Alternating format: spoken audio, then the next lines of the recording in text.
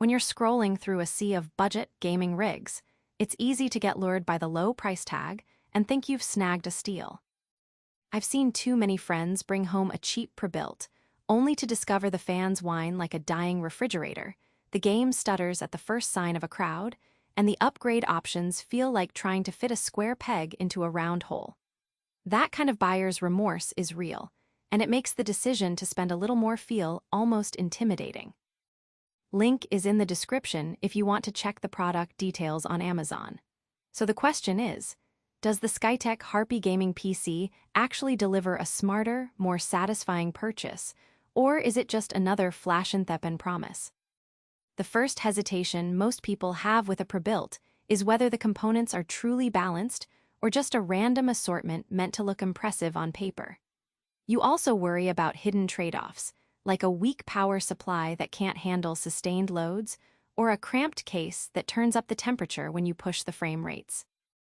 Those concerns are why many gamers sit on the fence, preferring to either build from scratch or stick with a known good older system.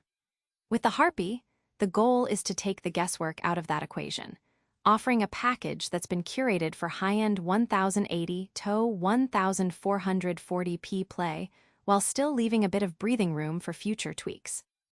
Let's talk about the kind of day-to-day experience you can expect. The Harpy is built around an Intel Core i7-14700F, a processor that sits comfortably in the high-performance lane without the added cost of an unlocked K variant.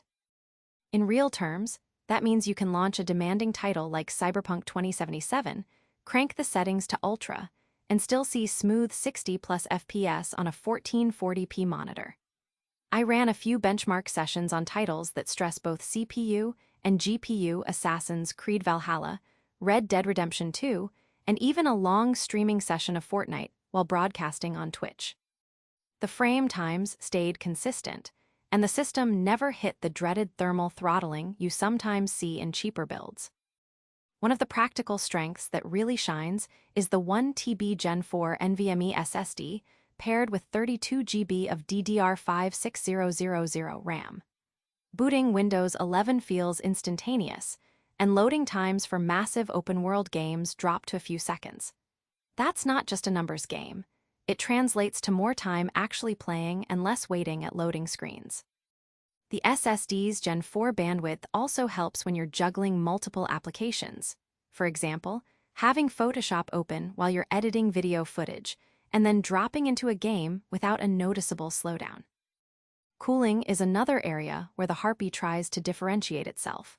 The 360mm AIO liquid cooler isn't just a vanity piece. It keeps the i7 chip running under 70°C even during marathon gaming sessions. In practice, this means the fans stay at a modest RPM, so you're not constantly battling a high-pitched whine. For anyone who streams or records gameplay, that quieter environment makes a noticeable difference in audio quality, especially if you're not using a dedicated mic booth. Now, no system is perfect, and the Harpy does have a few practical weaknesses worth flagging before you pull the trigger. First, the Wi-Fi module is stuck at Wi-Fi 5, 802, 11 AC. If you're living in a house with a newer Wi-Fi 6 router, you won't be able to take advantage of the higher throughput and reduced latency that the newer standard offers. It's not a deal-breaker for most gamers who use wired Ethernet, but it's a small inconvenience for those who rely on a clean wireless signal. Second, while the case looks sleek with its ARGB strip, the interior layout is fairly tight. Adding a second GPU or swapping in a larger aftermarket cooler could be a challenge without some creative cable management. That isn't a problem if you're happy staying with the RTX 5070 for the next few years, but it does limit the upgrade ceiling compared to a full-Tor chassis designed for easy expansion. Pricing-wise, the Harpy lands in the upper mid-range bracket for pre-built rigs. If you compare the component list to buying each part separately, you're paying a modest premium for the assembly, testing, and warranty that come with a pre-built. For someone who doesn't have the time, tools, or confidence to build a PC from scratch, that premium often feels justified, especially when you consider the immediate out-of-the-box performance you get.